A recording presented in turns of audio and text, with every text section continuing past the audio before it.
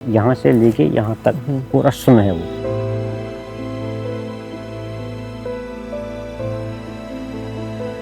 सरकार करना चाहे, अगर प्राइवेट ऑर्गेनाइजेशन के जरिए इतना कुछ काम हो रहा है तो सरकार क्यों नहीं करे?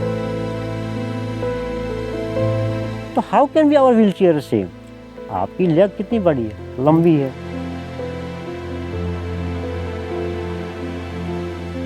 हम 3 लड़के हैं, मैं मुसलमान हूँ, एक हिंदू है और एक सिख है। हम तीनों पगड़ी बांधेंगे, मैं अपनी पगड़ी मुसलमानों वाली पहनूंगा, वो हिंदू वाली और वो सिख वाली।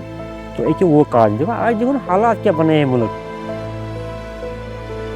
अब आज़ाद होकर देखो क्या हालात है। तो हमने सोचा 2 मैसेज हम देंगे। एक तो ये व्हील चेयर, क्योंकि लोगों को इतना पता है कि व्हील चेयर पे आके आदमी चल नहीं पाता है, इसके आगे दुनिया को नहीं पता है।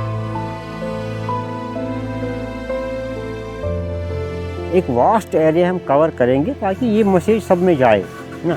एक भाईचारे की, देखो ऊपर वाले ने हम सब एक ही बनाए हैं, वही आप, वही मैं, वही ये।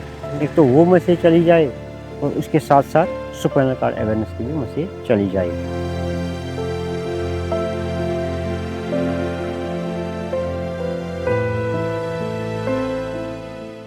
ਸਪਾਈਨਲ ਕੋਰ ਇੰਜਰੀ ਕੀ ਹੁੰਦੀ ਹੈ ਔਰ ਕਿਸ ਤਰ੍ਹਾਂ ਦੇ ਨਾਲ ਜ਼ਿੰਦਗੀ ਬਤੀਤ ਕਰ ਰਹੇ ਨੇ। 28 ਸਾਲਾਂ ਤੋਂ ਵੀਲ ਚੇਅਰ ਤੇ ਨੇ, ਸਾਡੇ ਨਾਲ ਨੇ ਦਿਲਦਾਰ ਅਹਿਮਦ।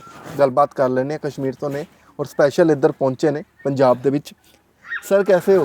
बस जी थैंक यू, बढ़िया है। लाइफ निकलती जा रही है तो पता भी नहीं चलता है। जिंदगी किसका नाम है? जिंदगी किसका नाम है, जैसा आप सोचोगे। अगर आप ज़िंदगी को सज़ा मानोगे तो ज़िंदगी सज़ा है, अगर ज़िंदगी को उल्फत मानोगे तो मज़ा है ना। देखो कितनी हरियाली है इधर, सब कुछ है, पेड़ भी है, जानवर भी है ना। सर को नीचे घुमाओ, गमगीन रहो तो फिर तो कुछ भी नहीं है ना। सीधी मिसाल है सामने। ऐसे रहोगे तो पूरी नज़र आएगी, ऐसे रहोगे तो व्हील चेयर दिखेगी, सीधी सी बात है। तो आप कैसे रहते हैं? मेरी नज़र कहाँ है? गुरुद्वारा दिख रहा है, देखो पहाड़ दिख रहा है, सारा जहाँ दिख रहा है मेरे को। कहाँ कश्मीर, कहाँ मैं, एक बंदा जिस पे न पैर न कुछ, तब भी यहाँ तक पहुँच गए। ज़िंदगी ठीक है।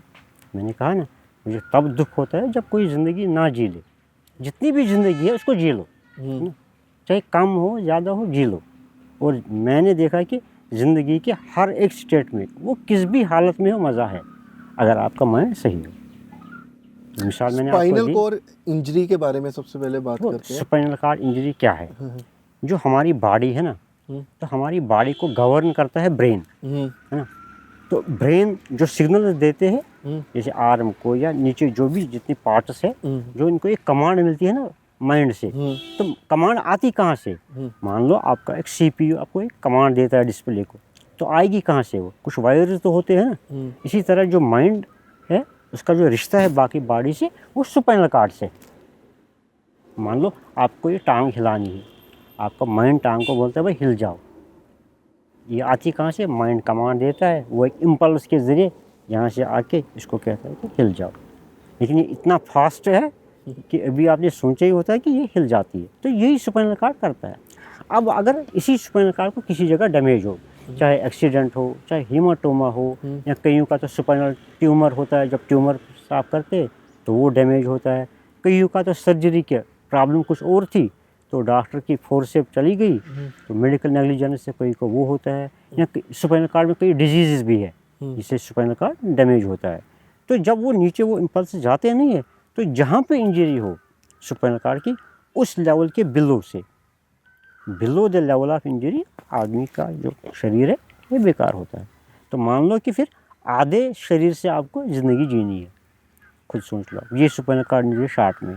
लेकिन स्पाइनल कॉर्ड के अगर आप लोगों से पूछोगे कि स्पाइनल कॉर्ड इंजरी क्या है, वो यही कहेंगे कि स्पाइनल कॉर्ड इंजरी का मतलब है कि एक बंदा व्हील चेयर पे है, ये चल नहीं पाता है। लेकिन स्पाइनल कॉर्ड इंजरी इससे आगे बहुत कुछ है।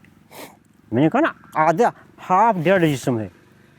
ये इतना नहीं है कि अगर मैं खाली चल नहीं पाता तो मैं इससे भी ज़्यादा एंजॉय कर लेता। लेकिन जहाँ पे मेरे इंजरी हुई है उससे नीचे बॉडी जो भी काम करती है, मेरी बॉडी वो नहीं कर सकती। तो उसको मुझे पैसिवली करना पड़ता है।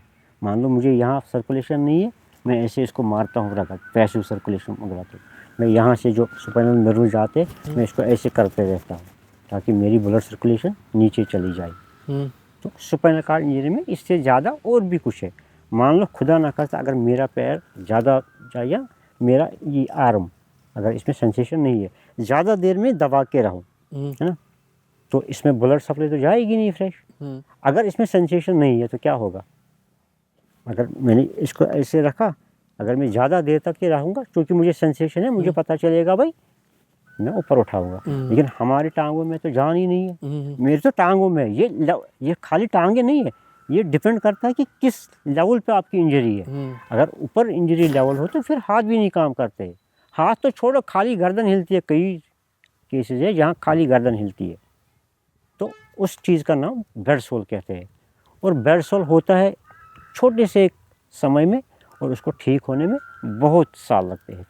जो आपने यहाँ SHIG देखा, आपने देखो कितने साल, 1.5 साल, 2 साल से बंदे पड़े हैं, अभी भी बेड सोल ठीक नहीं होता। दिलदार जी, मैंने ऐसे लोगों को देखा है जिनके प्राइवेट पार्ट्स तक चूहे खा जाते हैं, कीड़े मकोड़े पूरे पीछे पीठ पर कीड़े मकोड़े है और इतना बड़ा जख्म हुआ पड़ा है। उसके बाद उनके अपने कोई उनको रेलवे स्टेशन छोड़ जाते हैं, बस स्टैंड छोड़ जाते हैं, या फिर कहीं पर ऐसी जगह छोड़ जाते हैं जहाँ पर वो गुजारा भी नहीं कर पाते। तो काफ़ी बुरी हालात में होते हैं वो। और यहाँ के अभी जो मैं इस वक्त की बात कर रहा हूँ, इस सेंटर में 2 बंदे ऐसे हैं। एक बंदा है कि वो पड़ा था कहीं जगह, साइड में लड़के ताश खेल रहे थे, उसका वो जो दर्द, वो चीख पुकार रहा था दर्द से, उनको कोई टेंशन नहीं था उसके। फिर SHSG वाले गए, उसको वहाँ से उठा के लाए, फिर उसको वो सफाई उसको काटनी पड़ी वो वहाँ जहाँ। तो जब उसको ऐसे उसका किया, कीड़े नीचे पड़ गए। यहाँ ये इस वक्त आप अभी मिल सकते हो उनसे, इस वक्त सेंटर में ही है वो, दोनों बंदे सेंटर में है। ये हालत है हमारी। लेकिन आपने अभी कहा कि लाइफ क्या है, देख लो, यही देख लो। एक वो लोग थे जिन्होंने गौर नहीं किया, एक वो लोग हैं जो उसकी टट्टियाँ भी साफ करती है ना। देखो यहाँ ही फ़र्क देखो, यह नज़दीक में उससे ज़्यादा दूर नहीं है, इसी एरिया से उसको उठा के लाए हैं। ये देख लो, इधर SHG है, वो लोग हैं जो केयर करते हैं, इधर वो लोग हैं जिन्होंने उसको छोड़ दिया। बस यही लाइफ भी है। मैंने देखा कि कई लोगों की सिर्फ इतनी चीज़ काम करती है, टंग काम करती है, अपनी टंग से ही फ़ोन चलाते हैं, अपनी टंग से ही सारी चीज़, कमांड व्हील शेयर भी अपनी टंग से चलाते हैं।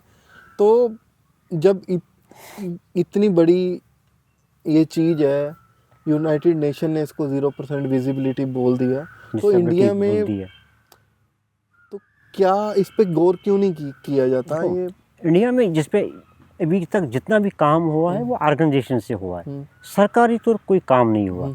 आपने कहा ना कि कुछ लोग हैं जो यहाँ से ही काम करते हैं। अगर आप मल्लापुरम में एक लड़का है, उसका नाम है जसपर, तो उसको खाली ये गर्दन उसकी हिलती है, क्योंकि यहाँ से लेके यहाँ तक पूरा सुन है वो। तो उसने क्या किया है, जो उसकी व्हील चेयर की जॉयस्टिक है, उसने उसको एक राड से एक्सटेंड किया है चिन तक, ताकि वो चिन से उसको ऑपरेट कर सके। जॉयस्टिक को राइट ले जाओ तो राइट जाएगी व्हील चेयर, लेफ्ट ले जाओ तो व्हील चेयर लेफ्ट जाएगी, आगे ले जाओ तो व्हील चेयर आगे जाएगी, ट्रैक करो तो व्हील चेयर पीछे जाएगी। इतना ही नहीं, उसने फिर मुंह में ब्रश पकड़ के पेंटिंग करना सीख लिया। अच्छा। एक ज़माना वो आया, उसने जो दुबई का क्राउन प्रिंस है उसकी एक फ़ोटो बना ली, पेंटिंग बना ली, और उस दुबई के क्राउन प्रिंस ने उसको वहाँ दुबई बुला के फेलिसिटेट किया। बहुत बड़ी फंक्शन थी वो वहाँ।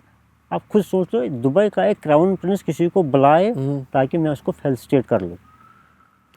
वहाँ छोड़ो, यहाँ चंडीगढ़ में चंडीगढ़ स्पाइन रहब एक है ना, आपने देखा होगा, वो निकी मैम उसकी हेड है। तो वहाँ पे भी एक अजय राज उसका नाम है, उसकी भी खाली गर्दन हिलती है। तो सेम तरीके वही मेथड अडॉप्ट करके उसको भी उन्होंने वही व्हील चेयर दे दी है, वो राड यहाँ पे एक्सटेंड करके, तो वो भी वो शायद गेम्स में भी हो। गेम्स में भी हो। देखो ना, एक ने काम किया, दूसरे को एनकरेजमेंट मिली। अगर अब सरकार करती, देखो सरकार के पास कितने वसाइल है, सरकार के पास सब कुछ है। अगर सरकार करना चाहे, अगर प्राइवेट ऑर्गेनाइजेशन के जरिए इतना कुछ काम हो रहा है, तो सरकार क्यों नहीं करे? आप हैरान रह जाओगे कि अभी तक इंडिया में कोई ऑथेंटिक डाटा ही नहीं है कि हम कितने लोग हैं। कि India government has no authentic data of person with spinal cord injury. तो काम क्या करेंगे जब आपको ये डेटा ही नहीं है कि हम कितने लोग हैं? तो फिर आती है व्हील चेयर, और जो गवर्नमेंट की व्हील चेयर है ना, वो ऐसे व्हील चेयर देते हैं। आपकी बॉडी और मेरी बॉडी सेम है क्या? नहीं। है। आपकी पेंट और मेरी पेंट सेम है क्या? तो how can be our wheelchair same? जो हमारा कमिश्नर सेक्रेटरी है वो तो आईएएस करके है ना, उसको यही सवाल कर लो। जब आपका पेंट मेरा पेंट सेम नहीं है, जब आपकी टी शर्ट मेरी टी शर्ट सेम नहीं है, तो how can be our wheelchair same? आपकी लेग कितनी बड़ी है, लंबी है, मेरी उतनी लंबी नहीं है। आपके जो शोल्डर कितने बड़े हैं, इतने बड़े हैं। तो जो आपकी व्हील चेयर की विड्थ होगी वो कितनी होगी, कम होगी ज़्यादा होगी? ज़्यादा होगी। उसकी हाइट कम होगी ज़्यादा होगी? ज़्यादा होगी। अब वो क्या करते, एक व्हील चेयर लाट लाया तो बांट दिया लोगों में, किसी स्टैंडर्ड साइज का बनाया उसको और बांट दिया। एक लाट आता है, साइज क्या, एक लाट आता है, वो बस वही बांट दिया। आपको भी वही व्हील चेयर, मुझे भी वही चेयर, उसको भी वही व्हील चेयर। जो व्हील चेयर उसके फायदे के लिए थी, वो व्हील चेयर उसके जिस्म को सत्यानाश करती है। अच्छा, व्हील चेयर भी हार्म करती है अगर उस साइज की ना हो तो? मैं तो आपका पेंट 13 साइज का मान लो एक्स है, हम आपको ट्रिपल एक्स देंगे, आप कंफर्टेबल हो गए उसमें? नहीं। वो रहेगा, वो तो नीचे जाएगा ना। जब उसका हिप है, आपको 1x चाहिए, आपको ट्रिपल एक्स हम ट्राउजर दे रहे हैं, वो तो रहेगा नहीं, वो तो नीचे आएगा ना। तो सेम तो व्हील चेयर है ना। अगर आपकी नी से फुट तक, मान लो ये 1.5 फुट है, अगर व्हील चेयर की सीट और फुट रेस्ट 1.5 फुट है, तो मेरी टांग सीधी रहेगी, है ना। ये सीधी सी बात है। अगर इसको आप रेज करोगे तो जो मेरा पैर है वो कैसे रहेगा, ऐसे रहेगा, है ना। तो उसी को फुट ड्रॉप कहते हैं। कुछ देर फुट ऐसे रहा तो फिर वो वापस आता ही नहीं है। फिर उसको बहुत 1-2 साल फिजियोथेरेपी करनी पड़ती है। 1-2 साल? फिर एक दिन रखने के 24 घंटे, 2-3 दिन आपने फुट ड्रॉप हो गया ना, ऐसे रख दिया, तो वो स्टिक हो जाता है वहीं पे। 1-2 साल लगेंगे फिर उसको वापस लाने में, इधर वो या सर्जिकल इंटरवेंशन। और सर्जिकल इंटरवेंशन में भी खतरा है। करेंगे सर्जिकल इंटरवेंशन की क्या पता हील हो कि नहीं हो, क्योंकि सेंसेशन तो है ही नहीं। डॉक्टर विल थिंक 100 टाइम्स कि शैल आई गो फॉर सर्जरी और नॉट, सेंसेशन तो है ही नहीं। या फिर उसको थेरापिस्ट ऐसे ही करता रहेगा रोज़ 10-10, 15-15 मिनट, एंड वो लगभग उसको 1 साल लगेगा। यानी कि जो व्हील चेयर सरकार ने दे दी उसको फायदे के लिए, उस व्हील चेयर ने उसका सत्यानाश कर दिया। ये तो छोड़ो, ये तो कुछ भी नहीं है। मान लो मेरा बैक यहाँ से यहाँ तक 13 इंच का है, सपोज जो मेरा पोस्चर है ये 13 इंच का है। मेरी व्हील चेयर आपने दे दी, जो उसका बैक है वो 17 इंच है। मेरा बैक कहाँ तक आएगा, यहाँ तक। जो मेरा बॉडी का पोस्चर है वो ऐसा होना चाहिए ना। जब मेरा व्हील चेयर का बैक यहाँ तक आएगा, मेरा पोस्चर कैसे होगा, ऐसे होगा ना। तो जो मेरा बैक पोस्चर है तो सत्यानाश हो गया ना उसका। यानी कि जो व्हील चेयर मेरे फायदे के लिए थी, अगर ये मेजर्ड ना हो तो it leads to the destruction of the body. तो कौन कहेगा, सरकार? ये सरकार हमसे कहती है कि हम सरकार को कहे। चलो अब सरकार को ये नहीं पता था, हमने तो कहा ना सरकार को भाई ये गलत चीज़ है ना। वो एक यूएन में एक टर्म आई थी, nothing for us without us, nothing for us without us. Camera कैसे चलाना ये मुझे क्या पता, ये आपको ही पता है ना। एक आईएएस को क्या पता है कैमरा कहाँ पे, ट्राइपॉड कहाँ से रखना है, एंगल क्या रखोगे, बैकग्राउंड क्या है, ये तो प्रोफेशनल को ही पता है ना। तो इसी को कहते हैं नथिंग फॉर अस विदाउट अस। मैं आपको कैमरा दूंगा, अबे मुझे ना पता ही ये नहीं रिकॉर्डिंग कैसे होती है, मैं क्या दूं आपको। तो इसीलिए हम भी कहते हैं कि अगर कोई एक्टिविस्ट है या कोई लोग है व्हील चेयर पे, कम से कम उनसे भी पूछो। मान लो एक रैंप किसी जगह बनाते हैं, रैंप क्या चीज़ होती है कि किसी जगह पौड़ी होती है तो हम नहीं चढ़ पाते, तो हमारे लिए एक स्लांटेड रास्ता एक बना लेते हैं। तो वो रास्ता किस लिए है, ताकि हम इंडिपेंडेंट हो जाए। आप हैरान रह जाओगे, इंडिया में जो रैंप्स है ना, मैक्सिमम रैंप्स वो एक्सेसिबल ही नहीं है। उनका एंगल इतना टेढ़ा है, इतना ग्रेडियंट है कि अगर हम जाएंगे तो हम पीछे की ओर गिर जाएंगे। यानी कि ramp which was meant to make me independent, मेरे लिए एक कैटस्ट्रॉफ बन गया। ये सरकार की पॉलिसी है हमारे लिए। तो फिर सर 28 साल से व्हील चेयर के ऊपर हो, तो इंडिया में हर एक जगह आप घूमे हो ड्राइव करके। हाँ, तो हर एक जगह यही हाल है। लोगों के लिए एग्जाम्पल बने हो आप, तो यही हाल हर एक स्टेट में जाते हो तो वो चीज़ें आप में कैसे आई, वो आपने अपने माइंड को इतना स्ट्रॉन्ग कैसे बनाया? आजकल तो मैं सवाल ये आपसे करना चाहता हूँ, 4th 5th क्लास का बच्चा होता है, उसको बोलता है, बोलते मुझे हैं कि बेटा रुक जा स्कूल से आके, वो कहता है मेरे को कुछ बात मत बोलो, मेरे मुझे को टेंशन स्ट्रेस है, हो रहा है, मुझे टेंशन है, मुझे स्ट्रेस है। आजकल एक नाम और चल रहा है एंजाइटी, डिप्रेशन, डिप्रेशन, नई नई टर्म्स आ गई है नई नई बाजार में। टर्म्स आ रही हैं। उसको कैसे देखते हो कि स्वस्थ शरीर होता है, अपनी मर्जी से कुछ भी कर सकते हैं, 3 टाइम की रोटी मिलती है, अच्छा घर है, अच्छी गाड़ी होती है, अगर अच्छे 18 साल से ज़्यादा की बात करूं, और अगर जो 18 साल से कम है उनके लिए घर में हर एक चीज़ अवेलेबल है। सब कुछ। तो वो एंजाइटी उनको हो रही है, डिप्रेशन हो रहा है, टेंशन हो रही है, उसको किस तरह देखते हैं सर आप? देखो, जब मेरा एक्सीडेंट हुआ ना, तो मुझे भी यही लगा कि शायद दुनिया में मैं अकेला हूँ जिसकी ये इंजरी हुई है, क्योंकि मैंने कोई देखा नहीं था। मैंने कहा ना, desperate of being a science student, मुझे नहीं पता था कि स्पाइनल कार्ड ये होता है, फिर आदमी चल नहीं पाएगा।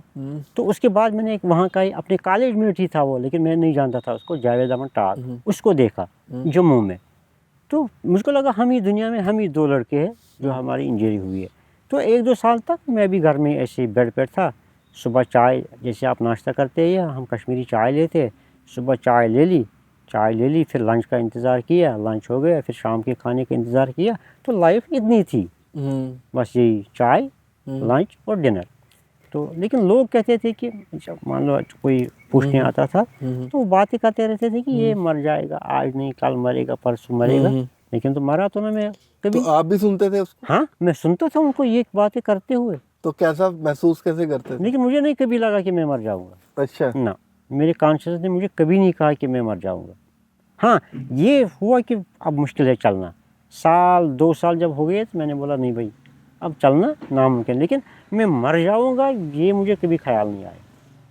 तो उसके बाद जो सबसे चेंज थी मेरी लाइफ की, वो थी जब हमने अपने घर को मॉडिफाई किया, जहाँ से मैं खुद व्हीलचेयर पे अंदर जा सकूं, बाहर निकल सकूं। मैं वो वीडियो आपको भेजूंगा, मेरी लाइफ घर में कैसे चलती है।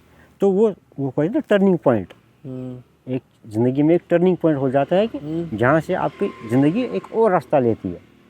तो जब मैंने वो किया ना, तो फिर मैं बेड से व्हीलचेयर पे खुद आया। 1-2 बार मैं गिर भी गया। आज तो रिहैब सेंटर में सिखाते हैं हम लोगों को कैसे बेड से व्हीलचेयर पे आना है, व्हीलचेयर से कमोड पे कैसे आना है, कमोड से वापस फिर कैसे आना है, फिर व्हीलचेयर से गाड़ी में कैसे आना है। आज तो सिखा लेते हैं, तब तो ये कंसेप्ट ही नहीं था। रिहैब सेंटर तो मेरी इंजरी के बाद लगभग 15 साल के बाद यहाँ एक रिहैब सेंटर है श्रीनगर में, शफकत रिहैब सेंटर। वो भी पता कैसे आया, जो उसके हेड है वो एक ex-IAS थे। अच्छा। तो उसकी इंजरी हुई थी, तो उसकी रिहेबिलिटेशन इंग्लैंड में हुई थी, यूके में। अच्छा। तो जब वो वहाँ से वापस आए तो फिर उन्हें श्रीनगर में शफकत रिहैब स्टार्ट किया। वो भी कब, मेरी इंजरी के बाद 15 साल बाद, मतलब 13 साल पहले कह सकते हैं हम। खुद सोच लो आप, यानी कि मेरी इंजरी के 15 साल बाद लोगों को पता चला कि सुपर इंजरी भी कुछ चीज़ है। जो मेरी व्हीलचेयर थी ना, कोई इसको साइकिल कहता था, कोई कहता था रेडी, कोई गाड़ी। एक लड़का आया, आप हैरान रह जाओगे, उसने कहा कि मैंने जब व्हीलचेयर नई लाई, उसने बोला इसका नंबर क्या है। उसको पता चला कि ये भी शायद गाड़ी है, इसको भी गाड़ी की तरह रजिस्ट्रेशन नंबर आएगा। वो लड़का कॉलेज में पढ़ रहा था कि इतनी कम नॉलेज थी सुपर इंजरी की। आजकल personal relations, job, corporate life, उसके बाद स्कूल लाइफ, कॉलेज लाइफ, कहते हैं कि आजकल तब वीज़ा किसी का रिफ्यूज़ हो जाता है, काम नहीं बन रहा होता, ब्रेकअप्स हो जाते हैं, बंदा डिप्रेशन में चला जाता है, एंजाइटी होने लग जाती है कि पर्सनल स्पेस चाहिए। उनके पास सारी चीज़ होती है, सब कुछ, हर एक रिसोर्स है उनके पास। मेन बात यह है कि उनका शरीर स्वस्थ है, उसके होने के बावजूद भी वो डिप्रेशन में जाके कई आंकड़े सामने आते हैं, सुसाइड्स करते हैं लड़के लड़कियां, कहीं होटल्स में मिलते हैं, कहीं घरों में मिलते हैं। तो आप जैसे लोग जिनका सिर्फ यही काम कर रहा है, वही काम कर रहा है, या सिर्फ हाथ काम कर रहे हैं, इससे नीचे काम नहीं कर रहा, तो वो कैसे रहते हैं जिनको अपने घर वाले ही छोड़ देते हैं और लोग आगे रिश्तेदार बोलते हैं कि आज मर जाएगा, कल मर जाएगा, ये परसों मर जाएगा, या इसको मार दो, ये बोझ बन गया आपके ऊपर। अगर मैं आपको बोलूँ खुशी क्या है, अगर आप दूसरे के बच्चे को बोलोगे खुशी क्या है, वो बोलेगा खुशी का मतलब है कि मुझे एक साइकिल हो। जिसको साइकिल चाहिए ना, उसकी खुशी का मतलब क्या है, वो साइकिल है ना। जिसको एक फ़ोन चाहिए, उसकी खुशी का मतलब क्या है, एक फ़ोन है। जिसको कुछ नहीं चाहिए, जो मेंटली वीक हो ना, मैंने कहा ना, ज़िंदगी में फैसला कौन करती है, अगर आप ह्यूमन बॉडी को देख लो, अगर हम लॉजिक पे आएंगे ना, आप ह्यूमन बॉडी को देख लो, पैर कहाँ है, नीचे, फिर क्या है, ये टांगे, फिर क्या है, चेस्ट है, अपर पार्ट कौन है, ये, व्हाट डज इट सिग्निफाई। देखो ह्यूमन बॉडी को ही देख लो ना, सर को ऊपर रखा है, ऊपर कौन होता है, जो हेड ऑफ एचओडी होते हैं ना, जो बॉस होते हैं वही तो ऊपर बैठता है ना, डिपार्टमेंट है ना। तो हमारी बॉडी का एचओडी कौन है, ये है ना। तो हमको इसकी माननी है। जब ये छूटता है और ये बात करता है ना, तो नतीजा तो वही है। आप मुझे ये कहो, मैंने एक लड़का देखा, आईएएस का बेटा है वो, सब कुछ है उसके पास, गाड़ी 25 लाख की है, अभी कॉलेज में है, 25 लाख की गाड़ी है, घर भी बहुत बड़ा है। तो उसको बोलो कि बोलता मुझे टेंशन है। भाई किस बात का टेंशन है, उसको भी छोड़ा, दूसरे का बच्चा आज बोल रहा है कि मुझे टेंशन है। सोशल मीडिया पे मैं कोई बोल रहा था, और मैं आज भी सुन रहा था, कल भी सुन रहा था, वो कह रहे हैं कि बंदा जितना अमीर होता जा रहा है उसकी लाइफ में उतनी प्रॉब्लम्स बढ़ती जा रही हैं। एक तो वो स्वस्थ नहीं है, ऊपर से उसको मेंटली इतनी टेंशन है। वो कह रहे हैं कि आजकल जो मिडिल क्लास है, लोअर मिडिल क्लास है, उनके पास खोने के लिए कुछ नहीं होता, और वो बड़े खुश रहते हैं, बिंदास लाइफ जीते हैं अपनी। ये क्या होता है कि जिसके पास पैसा, इतना करोड़ों की गाड़ियां, करोड़ों के बंगले हैं, हर एक चीज इजी टू अवेलेबल है, वो वही क्यों डिप्रेशन में जा रहे हैं। आप एक मिसाल, मैं कुछ बात कर रहा हूँ आपसे। मैं एक दिन घर में बाहर बैठा था, वो जो हम चाय नहीं पीते, वो कश्मीरी वो कप में, हाँ जी हाँ जी, आप भी पीते होगे उसी में, हाँ जी हाँ जी। तो वहाँ से एक वो कप बेचता था, और कुछ नहीं बेचता था, अच्छा। वही वो कप बेचता था। मैं घर में बैठा था ऐसे, तो मुझे ख्याल आया कि इस गांव में दिन में कितने कप टूटेंगे। अब रोज तो कप आप कब लोगे, जब कप टूटेगा तभी तो आप कप खरीदोगे ना। तो मैं फिर सोचता रहा कि इस गांव में कितने कप टूटेंगे दिन को। तो फिर अगर 10 भी सोचो तो 10 कप का इसका कितना पैसा बनेगा। अगर 1 रुपया भी रखेगा तो 10 रुपया। तो मेरा दिमाग परेशान हो गया। फिर जब मेरे पास वो आए, वो इतना वो खुश था। तो खुशी एक तरीका है, ये कला है, हर एक खुश नहीं है। खुश रहना एक कला है और सबको ये नहीं है। आप देख लो, आप खुश रहे, एक बंदा वो कप बेच रहा है, एक गांव में कितने कप टूटेंगे दिन में। मानो एक इलाका भी मान लो, 5 गांव में वो दिन में कितना जाएगा, एक दिन में उतना ही तो घूमेगा ना। 5 गांव में कितने कप टूटेगी दिन को, आप खुद सोच लो। आप कितने कप वो बेचेगा, फिर एक कप में उसका कितना मार्जिन होगा, फिर उस पर उसकी फैमिली कैसे चलती होगी। तो अगर अब ऐसे सोचेंगे तो वो तो खुश रह ही नहीं सकता है। लेकिन मैंने तो बड़ा खुश देखा उसको। और ऐसे ऊपर क्या वो प्लास्टिक देता था ना उसके बदले में, जो वेस्टेज होती है घर में, मैंने बड़ा खुश देखा उसको। और 4 दिन तक मैं सोचता रहा कि ये कैसे खुश है। तो कभी कभी मैंने कहा कुछ टर्निंग पॉइंट्स आते हैं। तो और उसमें सबसे बड़ा काम है वो माइंड का है। देखो मेरी बॉडी यहाँ से है ही नहीं, है ना। अगर मैं थोड़ा सा मेंटली वीक हो जाऊँ, मुझे घर से यहाँ आना है, मेरे घर का कोई है यहाँ पे, मैं अकेला हूँ, है ना। अगर मैं ये सोच लूँ कि मेरा पेशाब अगर चला गया, या अगर मुझे या मुझे मोशन हो गई, या मैं बीमार हो गया, अगर मैंने इस लाइन पे सोच लिया तो मैं यहाँ रह ही नहीं सकूंगा। तो आप कश्मीर से नॉन स्टॉप गाड़ी चलाकर यहाँ आए, यही सोचते हुए आओगे? क्योंकि बंदे को तो दूसरा लड़का साथ था, उसको वापस निकलना था, हमें यहाँ आना पड़ा नॉन स्टॉप। तो ड्राइव आप ही करके आए? मैं आधे में मैंने ड्राइव की। तो कहाँ से ड्राइव कर चुके आप, कश्मीर से लेकर कहाँ? मैंने लगभग हर एक जगह ड्राइव की। 2015 में मैं जो लंबी ड्राइव थी मेरी, वो 2015 में थी 24,800। जब मैं वापस घर पहुंचा तो मेरे 24,850 किलोमीटर हुए थे 77 डेज में। 24,000 गाड़ी आपने चलाई जब मैं घर से निकला, और जब वापस घर आया 77 डेज के। कहाँ उड़ी, कहाँ कुल्लू मनाली, कहाँ कन्याकुमारी, कहाँ नागालैंड, इंडिया बहुत। और ऐसे ही मैं नहीं घूमा। मैं जो ऑर्गेनाइजेशन है एक वहाँ स्पाइनल फाउंडेशन, वो मुझे बोलती थी कि इस इलाके में एक पेशेंट है, मुझको जाना पड़ता था। एक तो हो गया पूरा इंडिया, आप बोलोगे इतने किलोमीटर कैसे आ गया। मैं घर घर जाता था। मैंने मान लो मैंने यहाँ चाय पी ली। मैं एक दिन बिहार में चाय पी रहा था, तो जिस होटल में मैं चाय पी रहा था वहाँ एक लड़का आया, बोला हमारे घर में भी, हमारे घर के सामने भी एक ऐसा लड़का है। मैंने बोला कितनी दूर जाना है? बोला नहीं बहुत दूर है, 50-60 किलोमीटर। मैंने बोला चलो जाएंगे। तो मैं गया 60 किलोमीटर, और आप हैरान रह जाओगे, उसको भैंस के साथ बांधा था उन्होंने। क्यों? मैंने उसकी माँ को बोला कि क्यों ये बात? बोला कि अगर उसको कोई जानवर वानवर मारने आएगा तो भैंस उसको मारेगी। ये भी हालत मैंने इंडिया में देखी ऐसे लोगों की।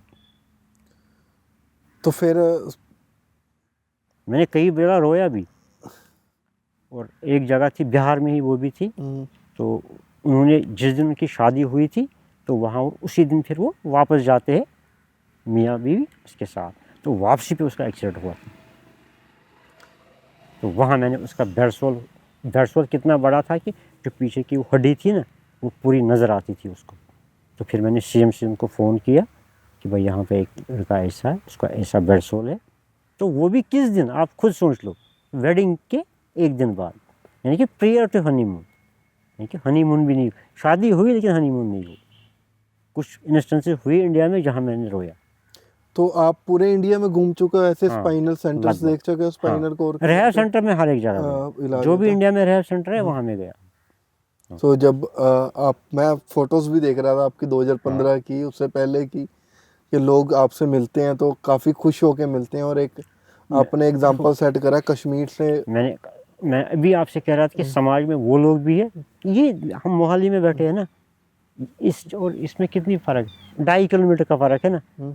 वो उस जगह पे लोगों ने उसको फेंका गन में, 2.5 किलोमीटर यहाँ लोग हैं, उन्होंने उठाया उसको, नहाया धोया, आज वो खुद सेंटर में पड़ा है। तो दुनिया में ये भी है और ये भी है ना। तो आपके साथ ये इंसिडेंस कब हुआ था? ये बेसिकली ये हुआ? एक्सीडेंट भी नहीं हुआ था, ये एक खेलते खेलते एक जोक में एक्सीडेंट हो गया। एक लड़का हमारे, मैं प्राइवेट जॉब में था अलॉन्ग विद में स्टडी, क्योंकि उन दिनों कश्मीर में बहुत हालात ख़राब थे। तो उसका जो मेरा बॉस था उसका वो जीजा था, तो उसने हैंड शेक, हम 3 लड़के थे, 1 2 3, पहले एक ने शेक हैंड किया, फिर दूसरे ने शेक हैंड किया, फिर मैंने भी शेक हैंड किया। तो उसने ऐसे जोक में कहा कि ऐसे वो नहीं जोक में करते हैं वो जब खेलते खेलते, तो मैं इम्बैलेंस हो गया और पीछे की तरफ गिर गया। लेकिन जहाँ पे मैं गिर गया वहीं पे मैं यहाँ से नीचे अनकॉन्शियस हो गया। तो मैंने चिल्लाया, मेरी टांगे कहाँ, मेरी टांगे कहाँ, क्योंकि हाथ से तो मुझे टांगे दिखती थी लेकिन फील तो नहीं होती थी ना जी। उसी यहाँ से नीचे कुछ फील नहीं होता? नहीं, ऑन द स्पॉट हो गया जैसे ही मैं गिर गया। लेकिन एक चीख निकली मुझसे, और चीख इतनी ज़ोर की थी कि जो वो गांव था ना, पूरा गांव वो आ गया। वहाँ से हमारे जो नियरेस्ट हॉस्पिटल थे वो काजीगुंड था। काजीगुंड से जब श्रीनगर मुझे लिया तो पांपोर एक जगह आती है बीच में, वहाँ पे मैंने उल्टी की। तो बस उस पांपोर तक मुझे याद है, उसके बाद मुझे याद नहीं है। फिर वो थर्सडे था, फिर फ्राइडे, सैटरडे और संडे को आफ्टरनून में मैंने आंखें खोली। उस समय कश्मीर के हालात कैसे थे? बहुत बुरे हालात थे भाई।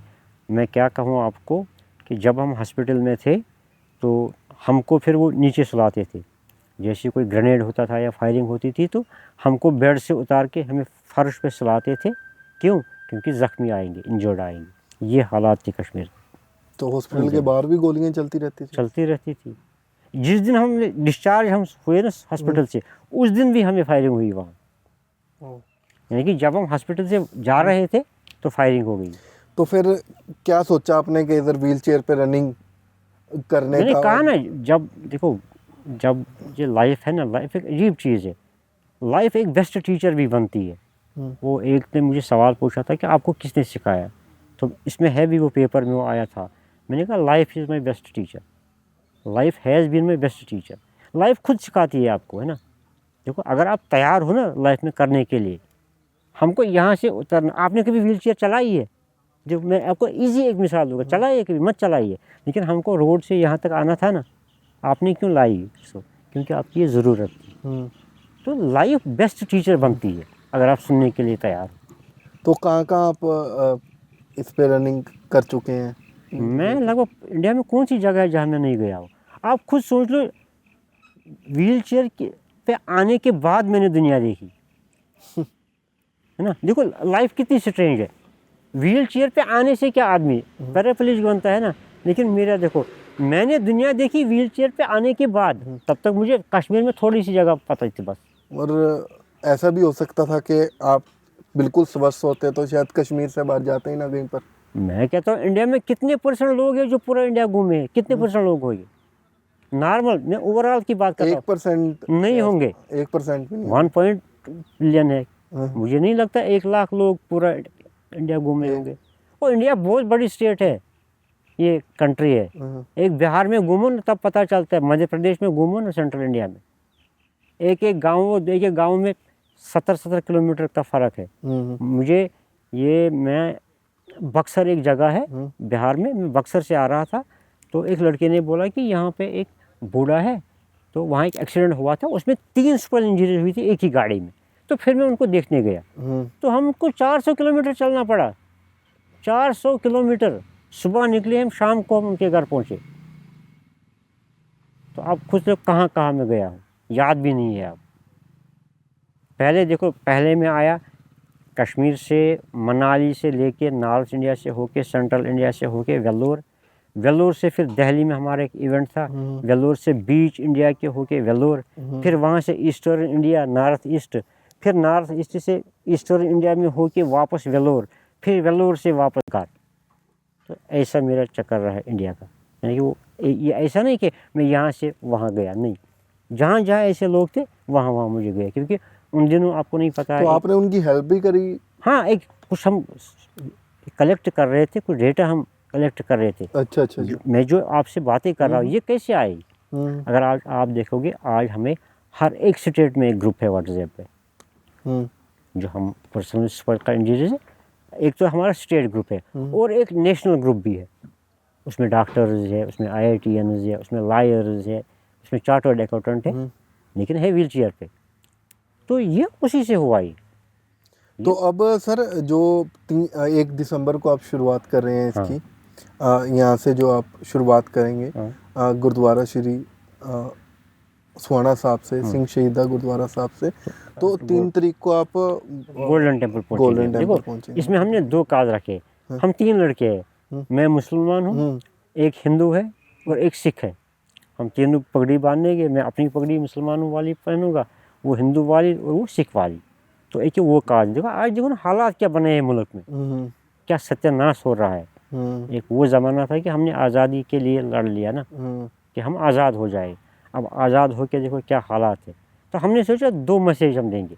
एक तो ये व्हील चेयर, क्योंकि लोगों को इतना पता है कि व्हील चेयर पर आके आदमी चल नहीं पाता है, इसके आगे दुनिया को नहीं पता है कि इनका बावल का कंट्रोल है, इनका पेशाब कैसे चलता है, इनको बेड सोल क्या है, इनकी फुट ड्रॉप कैसे होती है, कंट्रैक्चर क्या है, लॉक जॉइंट लॉक क्या होता है, बैक कर्वेचर क्या होता है, या डेंट ऑफ स्किन क्या होता है। इससे आगे दुनिया को नहीं पता है। उनको ज़्यादा से ज़्यादा इतनी पता है कि ये लोग चल नहीं पाते। एक तो ये मैसेज, और दूसरी वो भाईचारे की मैसेज। एक हिंदू, एक सिख और एक मुसलमान जाएंगे यहाँ से बाय रोड। तो जो इंटरनेशनल डे ऑफ डिसेबिलिटी होगा उस दिन वो कंक्लूड होगी वहाँ पे। कट कर दो। हम जहाँ से जाएंगे बाय रोड जाएंगे, कई स्टॉप्स होंगे हमें, और आधे घंटे का ब्रेक भी होगा। तो कंक्लूड हम करेंगे इसको इंटरनेशनल डे ऑफ डिसेबिलिटी पे। तो 2 मैसेज है, एक awareness about spinal cord injury कि क्या है ये, ऐसे लोगों को क्या चाहिए, ताकि सरकार तक भी बात जाए। तो काफ़ी किलोमीटर्स है। हाँ, करना पड़ता है ना, मैंने कहा ना, उसमें थोड़ी ब्रेक होगी, उसमें 30 मिनट की ब्रेक होगी है। हाँ, ताकि ये बीच से हम क्यों जा रहे हैं, एक वास्ट एरिया हम कवर करेंगे ताकि ये मैसेज सब में जाए, है ना। एक भाईचारे की, देखो ऊपर वाले ने हम सब एक ही बनाए हैं, वही आप, वही मैं, वही ये। एक तो वो मैसेज चली जाए, और उसके साथ साथ स्पाइनल कॉर्ड अवेयरनेस की भी मैसेज चली जाए। देखो हम यहाँ पे बैठे हैं ना, हमें नहीं पता कि कौन स्पाइनल वाला घर मरता होगा, है ना, क्योंकि जब डेटा ही, मैंने कहा ना, कोई रिलेबल डेटा है ही नहीं। चलो मैं अपनी लाइफ यहाँ जी रहा हूँ, वहाँ से यहाँ तक भी आया, कश्मीर से यहाँ भी आया, क्या पता है कि यहाँ कोई बंदा होगा स्पाइनल कॉर्ड इंजरी वाला। अपने यहाँ कितने केस देखो जो पड़ोसी इलाके से, किसी को पता था? ये तो बेस्ट मिसाल है। अवेयरनेस होगी, उसके डाटा आपके पास आएंगे, और लोग आएंगे ना, जब हमको चलते हुए देखेंगे वो कहेंगे भाई हमारे घर में ये जो हमारे ग्रुप बने ना, कैसे बने हैं। जब मैं बाहर निकला, मैंने आपको मिसाल दी जसफर की, जब जसफर ने व्हील चेयर चलाई तो अजय राज ने भी सीख ली ना। जब कोई अजय राज को देखेगा जो और एक कार्डियोप्लेजिक होगा, वो क्या करेगा, वो बोलेगा जब अजय राज ने किया तो मैं क्यों नहीं कर सकूँगा। इसी तरह जब कोई मुझे व्हील चेयर पर चलते हुए देखेगा तो किसी को तो याद आएगी ना, हमारे घर में एक है, या हमारे मौसी के घर में एक है, हमारे मौसी के पड़ोसी में एक है, हमारी फूफी के पड़ोसी में एक है, ताकि लोगों को पता चले और उनको ये पता चले कि अगर स्पाइनल इंजरी हो, मुश्किल लाइफ है ये, लेकिन इम्पॉसिबल नहीं है। एक मीनिंगफुल लाइफ जी सकते हैं व्हील चेयर पे होके भी। तो ये बहुत एक मैसेज है। बहुत बढ़िया लगा आपसे बात करके सर। आपका माइंड बहुत स्ट्रॉन्ग है, आप बहुत स्ट्रॉन्ग हो, इसी करके आप ਅੱਜ ਇਸ ਮੁਕਾਮ पे ਹੋ। ਤੇ ਕਾਫੀ ਘੱਟ ਲੋਕ ਹੁੰਦੇ ਆ ਜਿਨ੍ਹਾਂ ਦੇ ਨਾਲ ਗੱਲ ਕਰਕੇ ਖਾਸ ਕਰ ਰੋਂਗਟੇ ਦਾ ਖੜੇ ਹੋ ਜਾਂਦੇ, ਕਿਉਂਕਿ ਉਹਨਾਂ ਦੀ ਜ਼ਿੰਦਗੀ ਦਾ ਸਫ਼ਰ ਇੰਨਾ ਸੌਖਾ ਨਹੀਂ ਹੁੰਦਾ ਜਿੰਨਾ ਸੌਖਾ ਲੱਗਦਾ ਹੈ। ਤੇ ਕਾਫੀ ਕੰਢਿਆਂ ਦੇ ਰਾਹ ਵਿੱਚੋਂ ਗੁਜ਼ਰ ਕੇ ਆਪਣਾ ਜੀਵਨ ਜਿਹੜਾ ਬਤੀਤ ਕਰਦੇ ਔਰ ਮੂੰਹ ਤੇ ਉੱਤੇ ਸਮਾਈਲ ਲੈ ਕੇ ਆਉਣਾ ਇੰਨੇ ਮਾੜੇ ਹਾਲਾਤਾਂ ਤੋਂ ਬਾਅਦ ਵੀ, ਜਦੋਂ ਤੁਹਾਡਾ ਸਰੀਰ ਹੀ ਨਹੀਂ ਤੁਹਾਡਾ ਆਪਣਾ ਹੈਗਾ।